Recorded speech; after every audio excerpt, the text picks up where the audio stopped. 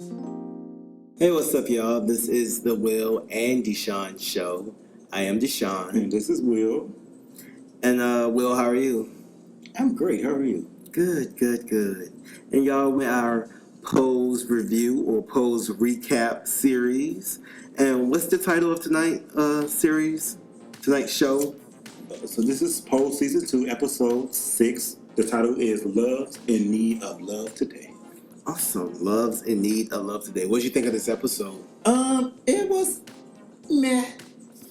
You know, I like when TV shows do stuff like this. I like seeing like a lot of hypothetical situations in TV shows, and for a TV show to kind of leave its original script and go somewhere else. Mm-hmm. I like seeing stuff like that. One thing I do like about the show, especially this in particular the second season, how it's more, it is very highlighting the AIDS crisis of the late 80s, early 90s, especially since they're in the early 90s at this point, and how people were dying. In this episode, he got sick from the AZT drug that they were talking. So basically, it was like the AIDS drug they were giving people, like how it's working for Blanca, but for Pretel, it wasn't working. And, and that's exactly what happened. A lot of times I knew when I did hear from when I was younger that the AZT drug, a lot of people was dying from the drug. Is that drug still out today? No, of course they have.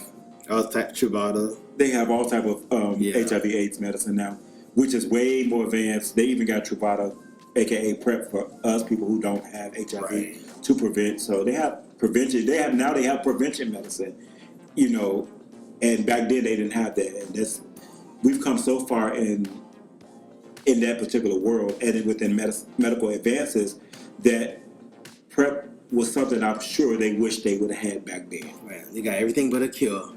But go ahead. Right. That they ain't giving to us, basically, because you got to keep the money coming in by giving us the medication. Medicine is money, okay? All right. So we know how that goes. But again, to think about, in this particular episode, for those who have not watched, spoiler alert, because we've got to talk about it. Spoiler alert! Again, Pretel got sick. Pretel started having hallucinations, from when they gave him the sedative. Pretel met a man in his hospital room who was also his neighbor in there, who was a gay guy, but he wasn't a gay guy. Pretel was like, well, have I seen you before? He was like, well, no, I don't believe so. Pretel actually had never been to a ball. He was like, no, I've never been to a ball. Such and such. I work in this very posh, very grandiose job. And so Pretel was like, oh, you one of them posh queens. And he was like, no, I'm a college-educated man. He said, I'm not a queen. What you think about that part? I thought that part stood out for me because, again, a lot of people don't. That's like when other gay people come up to you like, hey, girl, hey, bitch, or like that. Or even when straight people do that. Not everybody is that person. And that we also had upscale black gay men like he was, as well as Pretel, who was a part of the subculture ball scene. But the thing is, no matter how up on the totem pole or below on the totem pole, they both had AIDS. Right, it affects everybody. And it affects everybody. And that's what, so he was better than you gay, and Pretel was just the regular Not better than you. Sub gay, He was better than you gay. He told that. That's why Pretel was like, oh, you one of the posh queens. I got better than you gay, and I also got someone who's just not into gay lingo like that. And who's not a part of the scene. Right, who's not a part of the scene, yeah. And that still goes on today. Of course. We're not really a part of the scene. I feel like we would be a little bit more part of the scene than that guy was. But we don't know. He probably would have he probably would show up to the club every now and again, or that's kind of what we do, like house parties. So that's what I said. We're not really necessarily part of the scene like that. What is part of the scene? When you're popular and people know your name, or you're just a regular at said bar or club. That's not me. Hell no. You part of a house club, so you just have a gathering with your couple of homeboys in your house. Yeah, we're part of that scene, but not a part of like being socially known. He don't know me, y'all, but go ahead. Yeah, I know him. He go out less than I do. But anyway. But yeah, so Pretel gets a visit from Candy. He starts the dreaming and stuff. Yeah, he starts the hallucinating. And the first person who came to visit him was Candy, which I was so happy to see because I thought after Candy's death in 2 episodes ago that we wasn't going to see her character anymore, but I was so happy to see Candy character. Candy was like kind of like, well, I guess his subconscious mind was Candy seducing him to basically kind of like kill himself because he got AIDS. Oh, so she was trying to get him to overdose. Yes. So basically she's like, come and, be with me in hell and all this other stuff. So basically that's what the Candy part of it. Then he started to see his stepfather. He started hallucinating about his stepfather who molested him when he was 12 years old. And then his last person he seen was his first lover from the first season for all people who watched his first season. Then Pray Tell busts out into this song. I guess he was having a cabaret in his own mind. So he busts out this song that had this long lit up train, which was kind of weird. But anyway, skip forward, little fast forward. They're actually having the cabaret, the AIDS cabaret that Blanca had put on for and in order of Pray Tell, or took it over from Pray Tell since Pray Tell got sick. And of course, we start off with Nurse Jackie singing. Then Blanca's I guess we say landlady. She was singing. Right. And then not only was she singing, after this was like the gag in the show where she went out in the hallway, got on her cell phone, and the whole time she was having Blanca shit moved out the shop. Yeah, that's crazy. She was an old dirty bitch. Why would she do that? Because I told you in the first couple of episodes, she thought she was a woman. She thought Blanca was a woman, and then her son told that Blanca was a guy, was a trans person, because Blanca's a trans woman and she's not a man. And she had a problem with that. She didn't have a problem with gay people. She had a problem with trans people, and she didn't want to rent the shop to her anymore. Right. And Blanca had already gave her the money and everything, all this stuff. And people try to renege on stuff. So goes back, he lets her in there singing, doing her thing. Right. And so then Blanca gets up and sings. Pray Tell comes out, of course, and her and Pray Tell do. They end on a very happy note. Yeah, it ends on a very happy note. Well, of the cabaret part, but so going a little bit forward after the whole happy to see Pray Tell is better now, and he begin to sing. Him and Blanca do a duet together. Then Frederica, Blanca's landlady, the one who she was renting a nail shop from, takes her and say, "Oh, let me take you out for dessert," because she wanted to stall time while they was boarding up her shop. Yeah. And then so Blanca, next day, Blanca goes to the shop and she sees that her shop is boarded up. Of course, she mad, pissed off, so she goes and filed a lawsuit against Frederica. They start to picket. And then, she met with her house. Protest. And they went and protest in front of the shop. So basically that's the whole episode entirely. So what did you get from this particular episode, DeShaun? It again highlighted how detrimental AIDS was back in the day and HIV was back in the day. And how it was just in so many people's lives at so many different levels. I also liked how it showcased that some people, even if they're helping you, they're still kind of hurting you. And not everybody's to be trusted. Right, not everybody's to be trusted. So that was a cool part too that it showcased. And just because y'all got something in common don't mean y'all friends. Everybody ain't your friend. Everybody's not your friend. Right? You still got to keep an eye on somebody, even if they got a couple of things that they can have a conversation with you about. That doesn't mean that they're automatically to be trusted. And I think that's what Blanca kind of learned from Frederica. Frederica is what her name is. Like I said earlier in this podcast, I enjoyed the kind of the breakaways they were doing to show Candy, and to also show all the hallucinations Pray Tell was having. I don't know. Going to a different world is always fun to me.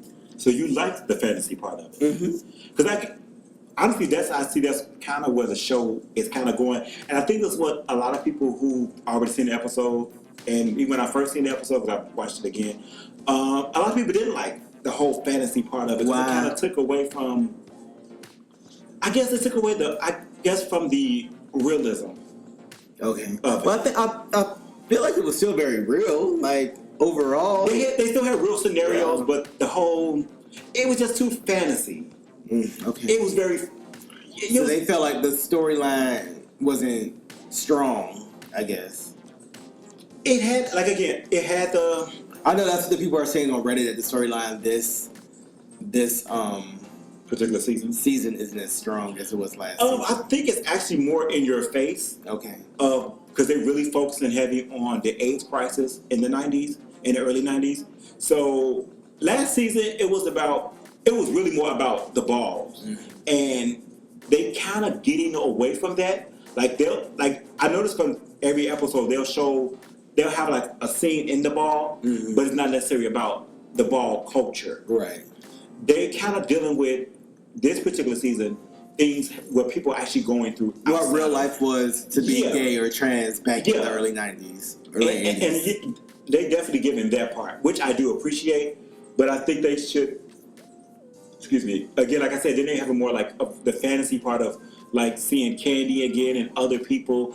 They didn't have that first season. First season was really more realistic of what they were going through in the 80s at that time. Right. You know, with Angel being a prostitute and Electra having a sugar daddy who was taking care of her, and to see the rise and the fall of Damon being homeless, and even Ricky being homeless, and Blanca being put out, and Blanca's family, Blanca's mom died. So it was more serious. Like, don't get me wrong, they've had episodes in this second season which you be on the verge of tears.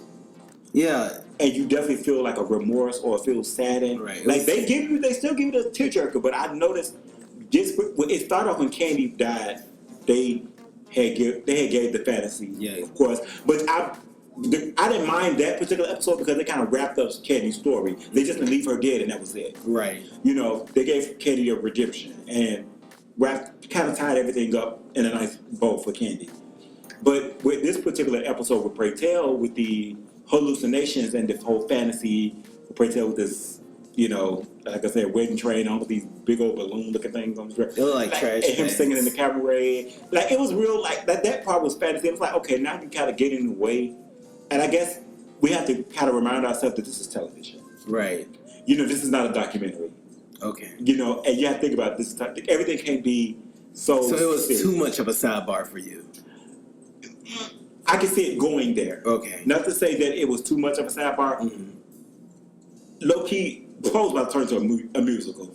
It was a lot of singing. It was giving me it's starting to act like Broadway play. Yeah, I'm not, like, singing is cool here or there, but I'm not big on a whole lot of singing in a movie or a TV series. However, I mean, it's already about the ballroom. It's already gay. I mean, singing is not a hard thing. Yeah, I was actually watching this video, and they was talking about actually somebody who was in the scene at that time, and who was actually a part of the documentary of Paris is Burning. And he's a white guy, and he was saying that, you know, one gripe people are having about it is that people are not doing drugs and partying.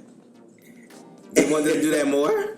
They're not. That's something they're not showing on. No, they want to show that. Yes, be more realistic. That was more realistic. But I feel like that would have to be a little bit, maybe HBO. A little bit more darker? Yeah. Even though it's still on the cable network, but just a tad bit more darker. Because HBO goes there. So say if it was a Netflix show, they might can do it. Yeah, they need to have